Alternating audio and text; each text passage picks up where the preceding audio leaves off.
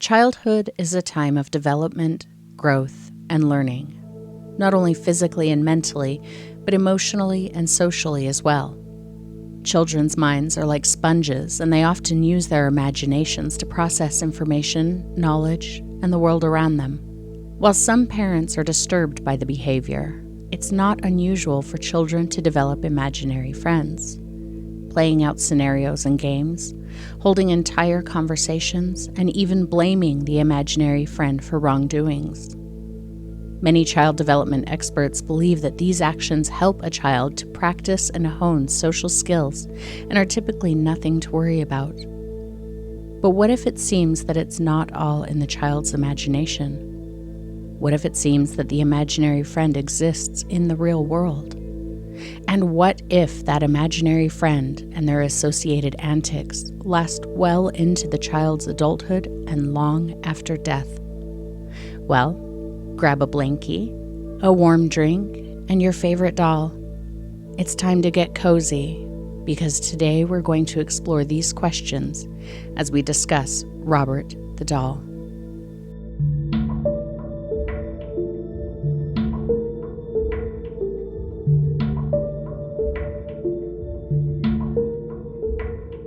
Welcome to the Castle of Spirits Paranormal Podcast, episode number 27. In this episode, we're talking about Robert the Doll. That's right. And I had no idea we were doing that until just now when you read your intro. And I'm psyched, as the kids say. I would hope so. It was really hard for me not to tell you what we were talking about because I'm just super excited about this one. I tried to guess what it was going to be. I got nowhere near Robert the Doll. He said The Exorcist haunting. With a question mark. I think my other guess was the Velisca Axe House, but that's not really a haunting, is it? There's like one guy who claims that there's a ghost there, but that's it. We should have him on the show. I don't think so. All right. So, Vince, do you know much about Robert the Doll? I don't know a whole lot. Mm-hmm. I know when you say the name Robert the Doll, I get the image of you can picture Robert him. the Doll's face, the creepy ass face. So let's talk about that. Let's start with his face. Okay. So for those of you who aren't familiar with Robert the Doll, I highly recommend you do a Google search, but be careful. They made some movies that I have not seen, but they have horrific Rotten Tomatoes scores, so I don't know that I will see them. But what are the movies? It's like The Curse of Robert, and I don't know. They sound pretty awful. Maybe we should watch them just because it like falls in line with our job here, but I'm not thrilled about it. But job? Did you get a check this week for this? Because I myself did not. All right, let's talk about Robert the Doll. Hashtag labor of love. That's enough. So Robert the Doll, he stood just over 3 feet tall, 40 inches to be exact.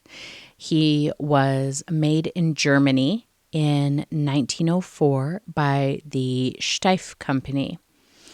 And the Steiff Company was actually a company who manufactured teddy bears and other like animals, stuff like stuffed animals. They did not typically make nearly life-size child dolls. And that is quite evident from the appearance of Robert the Doll's face. Right. I mean, unless he became disfigured or something at some point, maybe damaged, he did not look like a human boy doll. Yeah, he's kind of got this weird bloated monkey face. Yeah. And there's all these, I'm sure it's just because he's, at this point, what is he, 119 years old. He's got all these like pock marks and holes all over his face because he was essentially fabric that was filled with wood shavings and sawdust, things like that. So I'm sure that that's what the marks on his face are. Now, like I said, they didn't produce dolls, like human appearing dolls, the Steiff Company. So what is believed now is that he was part of a window display. When he was originally purchased, he was actually wearing, I read one report that said he was wearing a pink and green harlequin costume, like a jester. And so they believe that he was part of a window display of jesters and clowns. Ugh. That would make it even creepier. Yeah, they were supposed to be a window display to help the Steiff company sell teddy bears and things like that. Okay, so then he wasn't actually the focus, the centerpiece doll. Right. It was just he was an ancillary player. He had a bit part. Right. A bit role in this great production. And look at him now. He became the star of the show. He's like Phil Collins emerging from behind the drum kit and becoming the lead singer of Genesis after Peter Gabriel leaves, and he becomes this magnificent star. Oh, wow. And now they both look about the same. Vince just came out to you as a prog nerd. And I wrote in my notes here, all of them were dressed as clowns or jesters, which, ew. That's actually in your notes? It's actually in my notes. Awesome. So the doll was purchased. There's so many stories here. It's really ridiculous. It was kind of hard researching this topic because there's lots of websites that are like putting forth these quote unquote facts that the next website totally says something else. So you'll read stories that there was a servant who was much beloved, who gifted the doll to to Eugene. And we'll talk about Eugene in a second. There's other stories that it was an angry servant who cursed the doll and gave it to Gene. There's another story that it was a young, quote, Bahamian girl, so I guess that means from the Bahamas, I don't know, who cursed the doll and gave it to Eugene for some reason or another. But the story that makes the most sense to me is that it was his grandfather who gave it to him. His grandfather traveled to Germany, spent some time in Germany. I don't know where, his practically enslaved servant would have gotten a German doll that wasn't actually a doll that was ever sold, or where a young Bahamian girl would have gotten a doll that was never actually sold. But I believe that it came from the grandfather. Grandfathers give us a lot. They do. My grandfather gave me male pattern baldness. Okay. So his grandfather purchases it in Germany and brings it home, gives it to his grandson. So now let me tell you about the grandson. His name is Robert Eugene Otto, and he was born in 1904. And from what I could tell, shortly after he was born, his family moves to Key West, Florida, to 534 Eaton Street in Key West. Is that place still around? It is, and we'll talk about that. So they move into this. It's a beautiful Victorian. It's kind of simple and understated. It's got this big turret, though, on one side of the building. It's a beautiful Victorian. It was built between 1890 and 1898, somewhere in there. So Robert Eugene Otto, he went by Gene. That's what we will refer to him as through the rest of the story. That's what he was known as. So he's the original owner, the original kid who owned the doll. Yes. So he gets the doll, who he immediately names after himself. He calls him Robert. You look confused. I thought you said his name was Eugene. His name was Robert Eugene. Oh, duh. Okay. Come on, Vince, keep up. All right. So at the age that Gene was when he received this doll, it's sometime between 1904 and 1906, he and Robert are roughly the same size. So Robert comes to Gene. He's apparently wearing this Harlequin costume. There's one website that I read, and all of these links are in the show notes. It alluded to some photo that was blurry and horrible. It basically said it's a terrifying photo. There was a link that you could click to see the photo. It was a broken link, so I have not seen the photo. I did a couple of Google searches. I could not find this photo, but apparently there was a photo of the doll in this pink and green Harlequin costume looking terrifying. So that's what he would have looked like when Gene received him.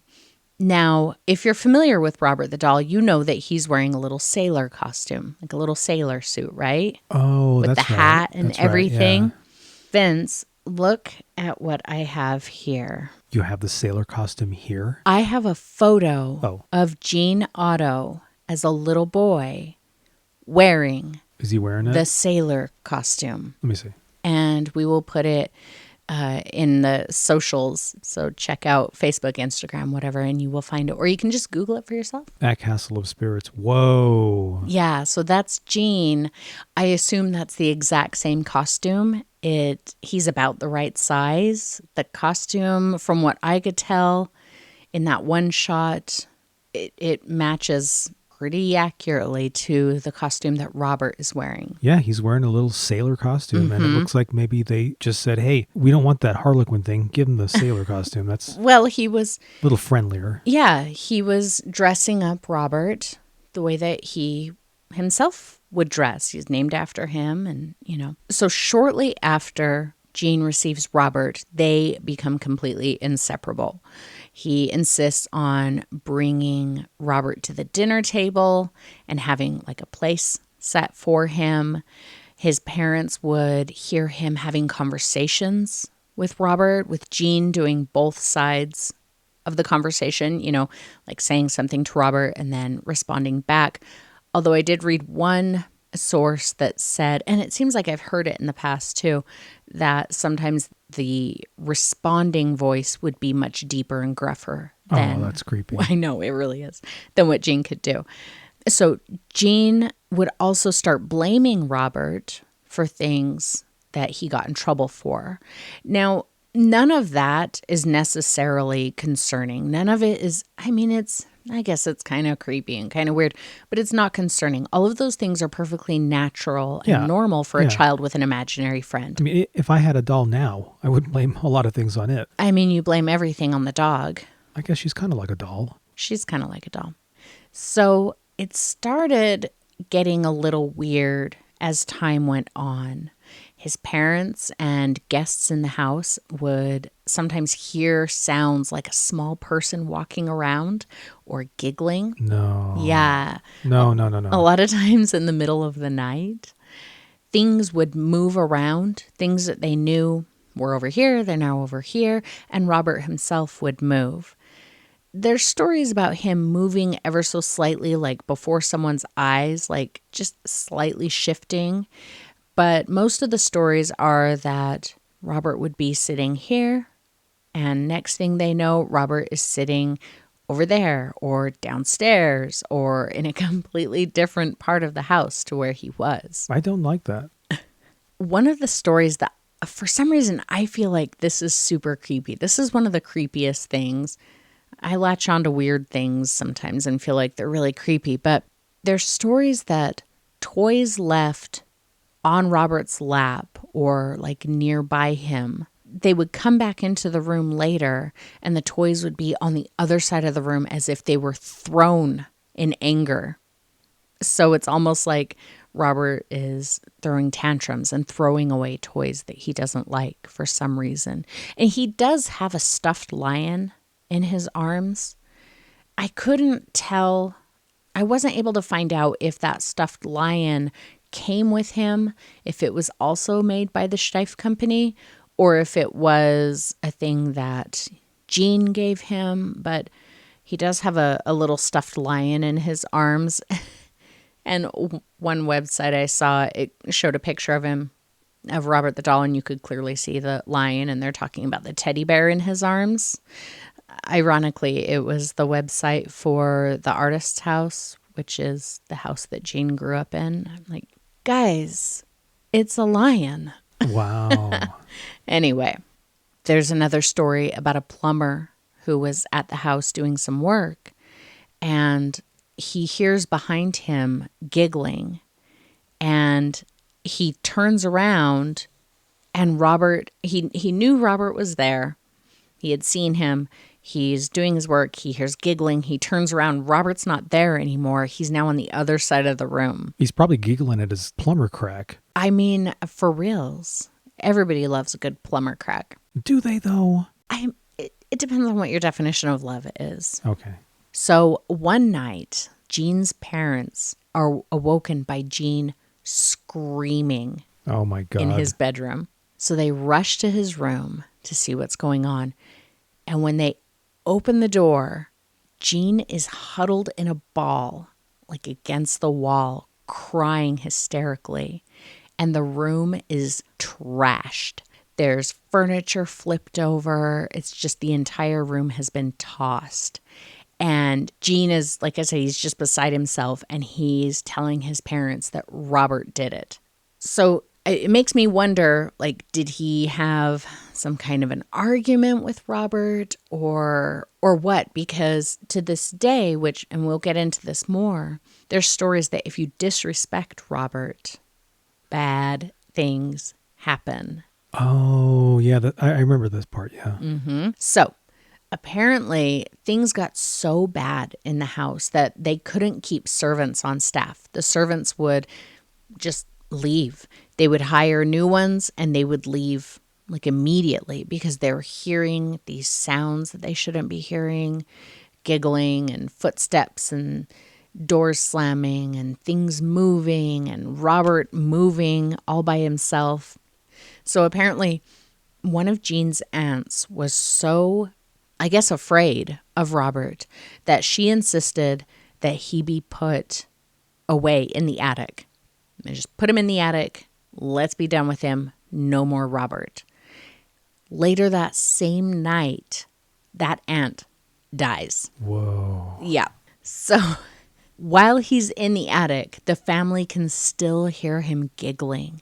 They hear banging as if he's throwing things and little footsteps like he's walking around in the attic up there. Creepy. So little Jean was okay with them taking Robert and putting him in the attic? I don't know. It didn't say when that happened. Now, Jean did travel to Europe, specifically France, to study painting. So Jean Otto is actually an accomplished artist. There's lots of his art hanging in places all over Key West. You can find it if you just search Jean Otto art. It's not my thing, but I can see how somebody would like it. Yeah, so he traveled to France to study painting. And I mean, it could have been around that time when they put it in the attic. He didn't bring the doll with him. Clearly not. Yeah, but while he was in France, he met his wife. He didn't meet her and say, "Oh, look, you're my wife." Anyway, he met Anne Parker, who he would later marry on May 3rd, 1930. Anne was American, but she was in Paris because she was a concert pianist, and she would travel and play all over Europe. She even played for King George V by request. So she was a very accomplished pianist. So they met in Paris. They got married in Paris. Before they got married, he said, look, I got to tell you something. I have a doll. And I'm sorry, you have a what? His name is Robert. Let me finish. Okay. And I don't have him with me, but he's a thing. Great. And we talk. Is that going to be a problem? Do I have to see him? You know, we can arrange it that you won't have to see him, but you will have to wear a blindfold. Oh, creepy. Okay, so eventually Jean's parents pass away and they leave the house to him in their will. And it was roughly 1945 or so, he and Anne move back into his childhood home, which they name the Artist's House. And that's what it's known as today. So since they're back in Jean Otto's childhood home, guess who's still there? Robert. That's right. Robert is still there. Okay, I was just kidding about the part saying, hey, I have a doll. You're going to meet him someday. But you know, this is the point in Jean's life where everything is normal for forever.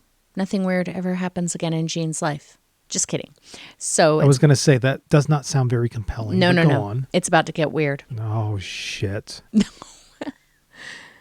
So Jean he continues his bromance with Robert, and Anne is obviously a little creeped out because Jean is still having conversations with Robert, and Jean is in his 40s now. Yeah, he's obviously a full-grown adult with a professional career and a wife, and yeah, he's still hanging out with his dolly. So, okay, well, you know, back then they didn't have video games. Nowadays, grown men play video games. So back that's then, the equivalent of Robert the doll. Yeah. Mm-hmm. So Anne, being that she's super creeped out, she says Robert can stay, but he has to go back into the attic. Oh, no. Yeah. Don't do it. So Jean, he agrees to this. He's like, okay, Robert can't live in the main house. But Robert asked if he could be put in the turret room because he, quote, wanted a view of the street. Oh, boy. He tells his wife, Robert wants a view of the street. Yeah. Wow. So she agrees. Okay, he can stay in the turret room. So Jean apparently furnishes this turret room with Robert-sized furniture and toys and spends a lot of time up there talking to Robert and hanging out with Robert. Oh, God. He's cracked. So much so that he eventually just makes the turret room his art studio. It's like his man cave kind of thing. No, that's where he works. It's his painting studio because he says it has the best light in the house, which I kind of doubt, but let's go with it. Sure. So he's up there painting and hanging out with Robert all the time, which sounds totally healthy for a guy of almost 50. And it's about to get even weirder. No. So Robert was relegated to this turret room. He had a little chair by the window that he would sit in, but he would occasionally be found in various places of the house, but most often he would be found in the rocking chair in Jean's childhood bedroom. And Jean would apparently chide him when he found Robert and say things like, Robert, you know you're not supposed to be down here, and take him back up to the turret room. I can't tell what's creepier, that the doll is alive and moving around, or that this guy is nuts and he's taking the doll out of the attic, sneaking around and putting him down and going, okay, Robert, oh, what are you doing here? Right. Oh, my goodness. Robert got out. I know. God, that's chilling. Yeah, it's a little, but to each their own. So I'll give you that. This is one of the things that I remember hearing when I very first heard about Robert the Doll. And the very first time I heard about Robert the Doll was from an old episode of that TV show, Ripley's Believe It or Not, hosted by Jack Palance. Do you remember that show? Oh, of course. You believe it or not. And he always had that heavy... Yeah. So that was the first time I had ever heard of Robert the Doll. And anything relayed to you by Jack Palance is going to be effing terrifying. Yeah, he made City Slickers into a horror movie. And didn't even come back as a ghost in the second one. Yeah, it's horror. It's Jack Palance. It's Jack Palance. So he told about this part, and I looked on YouTube. I could not find that episode. If anybody finds that, the Ripley's Believe It or Not with Jack Palance talking about Robert the Doll, I would love to see it. You can send me the link in the lounge, castlespirits.com/lounge. Anyway, Jack Palance talked about people walking by on the street below would look up and see Robert in the window. And he's flipping people off. Well, listen. Oh, God, I was kidding. So I read about this same thing in several sources today when I was researching. And they said that sometimes people would see him up there and he would move from one window to the next. Like right before their eyes, they're watching him. He's looking out the window at them and he'd move to another window right there while they're looking at him. But one of the things that I remember hearing early when I was first learning about Robert the Doll was that he would, quote, threaten people on the street. It didn't say what he was doing to threaten them. Maybe he was flipping them off, like you said. But he's up in the window being threatening in some way to the people down on the streets. And that gives me chills. Yeah. I would need to know more about this threatening thing. If somebody said he was threatening us, whoa. Okay, how does a doll threaten somebody? Very specific details. I want everything. Right. So all of this went on until June 24th, 1974. Oh, wow. That was the day that Robert Eugene Otto died. So his wife, Anne, she put Robert into a cedar chest and put the chest in the attic because she wasn't having any of it. She then later sold the house. Anne actually died in 1979. So sometime between 1974 when Jean died and 1979 when she died, she sold the house to a woman named Myrtle Reuter. And she told Myrtle that Robert had to stay in the house. So I mean, that's cool. Her husband's dead. She hated the doll, but she still insists Robert has to stay in the house. I wonder if she disclosed anything to her. I feel like she did. I would want to know, okay, why? What's the story with the doll? Yeah, I feel like she did because Myrtle agreed. She said, okay, sure. Robert can stay in the house. And she actually corroborated a lot of Jean's stories. She would find Robert in places where she knew she had not put him, and she would move him back only to have him come back. She would hear giggling and footsteps, all of the same things. An added thing that started under Myrtle owning the house was that Robert's facial expression would sometimes change depending on the topic of conversation being had around him. So especially if the conversations were critical of Jean or, making fun of Jean or whatever, Robert would go from kind of a neutral expression. If you see him, his face doesn't have like an expression. He's got these little black beads for eyes, and his mouth, like I said, it kind of looks like a bloated monkey mouth. It's not a smile or a frown or anything. But he would go from this neutral expression to a look of anger or disdain, or even I saw one that made it sound like he had kind of a confused fear expression on his face. Wow, that's creepy. Yeah. So Myrtle eventually sold the artist's house, and she donated Robert to the East Martello Museum, and you can still find Robert there today. Did Myrtle meet a very tragic end? No, not as far as I could tell. No. Oh. So he's still there, and that is really where the story ends for Robert the doll. Just kidding. So I was going to, yeah, please give me more. So visitors to the East Martello Museum to this day say that Robert's facial expression changes based on things that you say in his presence, or if you're rude to him or disrespectful. They say that bad things still happen if, like I said, if you're rude or disrespectful, or if you fail to ask his permission before you take a photograph of him. There's countless stories on the internet of people saying, I didn't ask permission before I took a picture of him, and every single photo on my camera of him that I took, they were just gone.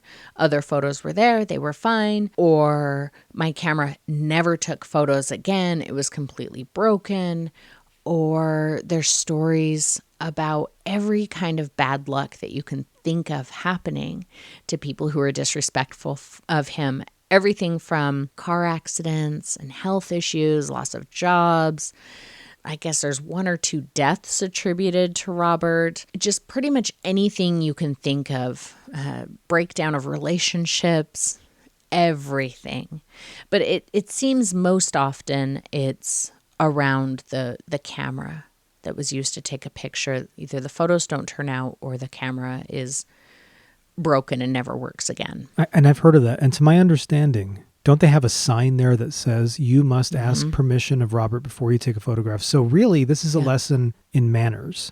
And paying attention. And I'm kind of behind Robert on this. If there's any way that you can punish somebody for having ill manners, yes, and saying, I'm not going to ask permission, I'm going to take a picture, and your $5,000 camera breaks, that's your problem. Well, honestly, if you're going to take a picture of me, you better ask permission first. That's true. It is true. And I will wreak as much bad luck havoc on you as I possibly can if you break that rule. So I don't understand why it should be different for Robert. Here, there.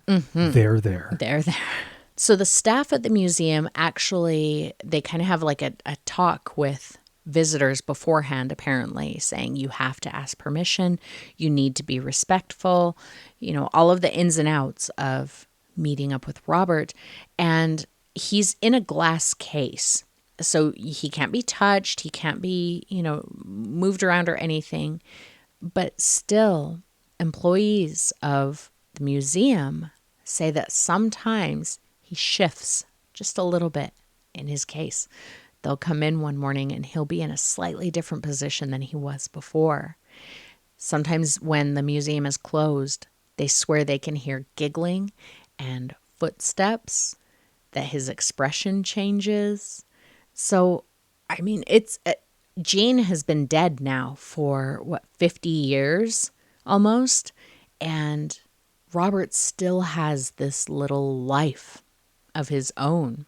And the museum actually receives, at least once per day from the sounds of it, letters from people writing to Robert, like apologizing for being disrespectful or not asking for permission to take his photo. Do they read him the letters? They archive all of the letters and keep track of all of them. And his little enclosure that he's displayed in displays some of the letters received by people, oh, dear Robert, I'm so sorry. I didn't take it seriously, whatever. They said that they've received well over 1,000 letters at this point for Robert.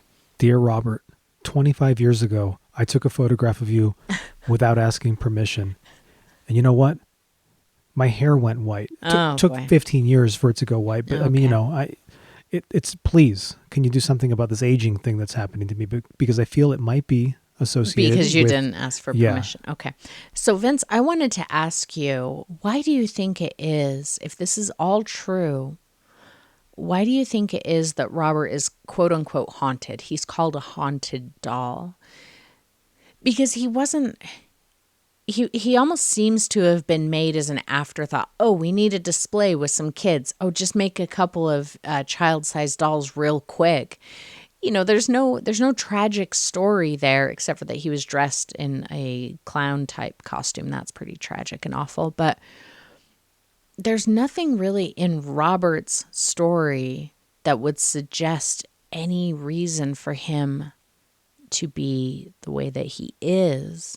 So what do you think could do something like that? I have a theory. Let's hear it. I think it's entirely possible that Robert is inhabited by a part of Gene's psyche. I was going to say, yes. Mm-hmm. I was going to say maybe we don't know a whole lot about Gene. Maybe he had a twin brother or a twin sister that died at birth, right? Something creepy like that. He had some other siblings, but okay. No, well, then that's out the window. Yeah. But yeah, it could be that he is inhabited by a part of Gene's psyche. Yeah. And, children, especially if Gene was a lonely child, and it sounds like he was, if he took to the doll and gave him his clothes, he didn't just give him his clothes. He gave him his name, his clothes, and he gave him a part of himself. Yeah. Now, Gene's body grew up and broke down, but Robert's body is still alive. Mm-hmm. Maybe that's it. I don't know. Yeah, I was thinking that too. Gene was considered, especially later in life, he was considered an eccentric. So it sounds like but it sounds like outside of this, he was a little bit wild, a little bit of someone that the community recognized as being a bit of a weird dude. So I'm not here to, look down on eccentrics. Sometimes I wish that I were way more eccentric than I am. I feel like I should be more eccentric than I am. But maybe somebody who is naturally an eccentric has a bit of some kind of an energy about them that they can infuse other things with if they care enough about them. And it really sounds like he cared enough about this doll. Again, gave him his own name, gave him his clothing, brought him everywhere, just loved this doll so much. He had to have infused him with a bit of himself. So while Gene is alive, you could say, well, all of this could be chalked up to Gene. Whether it's a physical thing, Gene is moving Robert around. Gene is the one giggling. Gene is the one flipping furniture over in the middle of the night, whatever. But there could be a paranormal reason for that too, right? He's infusing him with a bit of his soul, and Robert is actually doing these things. But then when Gene dies, the only real explanation, I don't think that you could say the last 70 some, at this point, the last 100 some years are an exaggeration of events or a coincidence, or you can't blame it on Jean at this point anymore.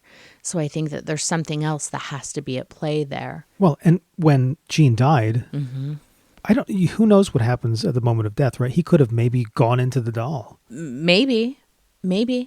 If you see a willing vessel around you, maybe you just enter it. And like you said, he loved him so much. Maybe he wanted to become a part of him. Maybe in his dying, he finally got the opportunity to become one with the doll. Well, it also could be a Velveteen Rabbit thing.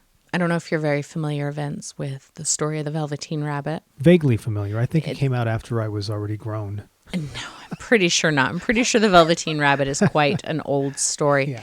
It's one of my very favorite stories, and I can't even read it because I like disgusting, ugly cry every time I read it, and I have since I was a child. But basically, the gist of the story was the Velveteen Rabbit was a stuffed animal, but the boy who owned him loved him so much that he became real. And at the end of the book, he actually becomes a real rabbit. And, I'm getting all teary-eyed even just talking about it. So he becomes a real rabbit and runs off through the field with the other rabbits who live out there. And I mean, who's to say that that's not something that actually happens?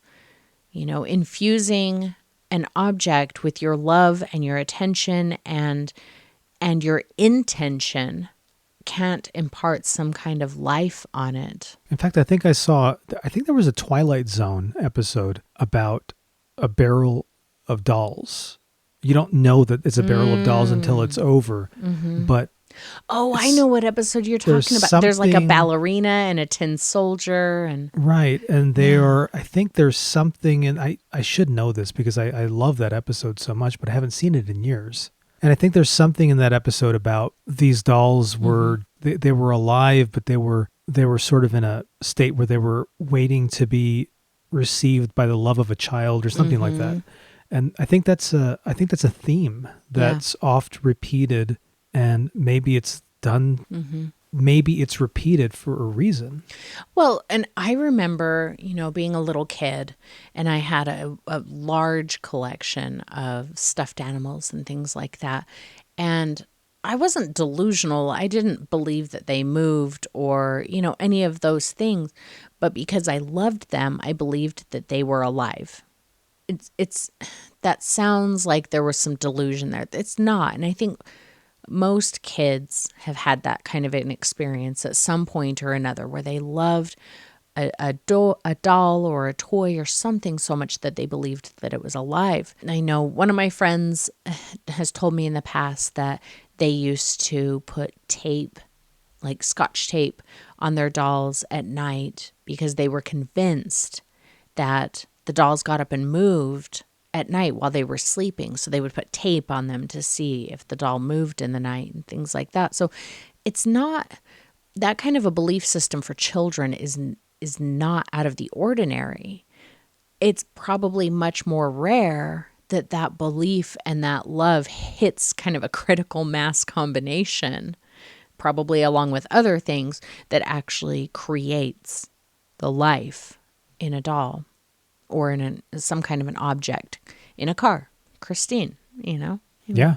Frankenstein's monster. I know that there's science behind Frankenstein's monster coming to life, but at the same time, it could have actually, the additional dash in the recipe could have been Dr. Love. Frankenstein's desire and his emotion. An intention. And aiming it at that body that reanimated it. Yeah. I mean, it's a fictional book, but well, still. but I think in all fiction there is a grain of truth, and we've said that before. But yeah, I think that your emotions towards something and your intention towards something do help to manifest things, and that's my woo-woo moment for the episode. But I feel like that's true, and Jean Otto just found that perfect combination to create a demented, terrifying doll. Well, and what's to say that really that it doesn't sound, now that you tell me the story, it doesn't sound too demented. It's not like he went around murdering people. I mean, he was turning over furniture and scaring the hell out of a child in the middle of the night. Well, His child. to be exact. Like the child that he was connected to, not a rando child. Yeah, but even brothers and sisters do that to each other. I guess that's a good point. And it's, I don't remember ever being a child and not throwing something. So he was just behaving like a regular child. Yeah. And then what? People who maybe have offended him, they coincidentally died. You can't really, that would never stand up in a court of law. I think Robert is innocent. I guess that's why Robert hasn't been hauled into court in any lawsuits yet. Hey, don't put that out there, because you know what? Suddenly the museum is going to blame us for a slew of... No. The museum, they're covering their asses, right? They're like, now be respectful. Ask to take his photo. Don't be rude to him. Blah, blah, blah. If anything happens, you asked for it. Yeah. Exactly. So that is the incredibly chilling, slightly heartfelt, little bit sad story of Robert the doll. Do you have anything you'd like to add? Any questions or comments? So you alluded to the possibility of there being some movie or some movies about Robert the doll. Can you clarify what those titles are? I might be interested. So apparently they're British films, which I was not aware of. Okay. The 2015 movie is just called Robert. And he looks like a drunken marionette type thing, kind of a, think Puppet Master type. Yeah, not real great. And then there are like 4 sequels. What? Yeah. So the sequels, The Curse of Robert the Doll from 2016, The Toy Maker from 2017, The Revenge of Robert the Doll 2018, and Robert Reborn in 2019. So these are rapid fire movies. Wow. On Rotten Tomatoes, the tomato meter, which is the critic score, it's blank. That's not a good sign. 0 reviews. The audience score is 23%. So, and that's for the original one. But I mean, it must have made some money. Somebody thought that they needed to make 4 more after that. You know, I'm surprisingly unimpressed with horror films. You know, these days anyway. For reals, I put on a horror film and I roll my eyes so hard that I've practically sprained eyeballs before. We tried so hard. We went back to watch The Conjuring again. We tried so hard, but the closer it gets to the end, the more that you can hear, you can feel the producers coming into the room and going, guys, we need some really grandiose ending. Yeah. What do you got? But you know, the Conjuring was, I would say the first 3/4 of it were pretty damn good. Yeah. A little creepy. I love Vera Farmiga. She's one of my favorites. I love her. Hated the end of that movie. I mean, I don't know why we're picking on The Conjuring. There's a bajillion others that I hate.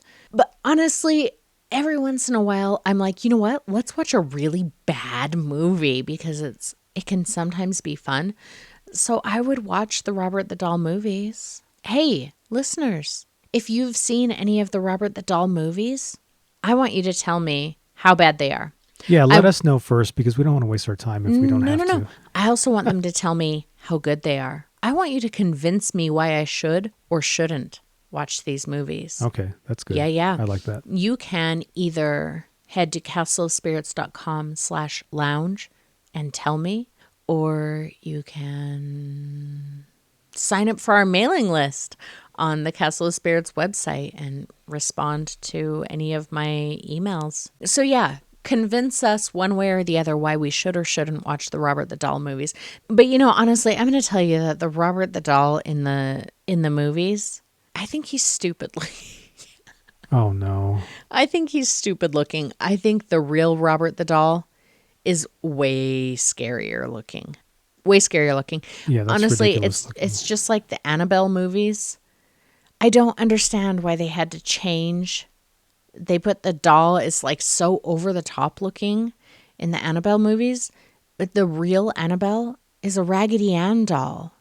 I have a Raggedy Ann doll. That's exactly what Annabelle looks like. But well, the key to great horror is subtlety. I agree. I think that producers think that audiences these days have to be sort of like smashed in the face with something to up the ante from previous decades of movies. Honestly, I think that there's a large portion of the audience that is that way. And I'm not saying there's anything wrong with that. But I think that there's another large portion of the audience that really wants slow, subtle, creepy. You know, some of my favorite horror movies are just so subtle. I love The Others. Beautiful, creepy as hell, terrifying. Let's scare Jessica to death. What happens in that movie? What's over the top in that movie? Nothing. And I know people who hate that movie saying it's so boring, but it's terrifying and it's beautiful. And I don't know, I just hate the screaming, the sudden like orchestra hit type scream, the dragging off into the darkness. Well, let's just say to each their own. For sure. There is an audience for all of it. I just feel like one audience is being served more than And maybe another. there's somebody out there right now who's thinking, forget the Robert the Doll movies. I'll just stick with this podcast. Oh, I appreciate that. Thank you. Yeah. And it looks like Mr. Moon, the castle cat, is coming in to let us know. He's evicting us. That it is time for his feeding. Well, he needs the podcast room. Oh, does he? Okay. Yeah, he's doing the creepy cat podcast. Is that what this is I'm sitting on? It's a scratching post. It's a scratching no wonder. post. So yeah. uncomfortable. And I've got a little catnip in my eye, so we should probably... Oh, and there's the music. Wow, that was good timing. Excellent timing. Good timing. We want to thank everybody for listening to another episode of Castle of Spirits podcast. If you dig this, visit castleofspirits.com and read a bunch of stories. We have 4,600 and growing true reader and listener submitted ghost stories, paranormal stories. And you could submit your own as well. And remember that if you like this podcast, tell a friend. And if you hate it, tell 2 enemies.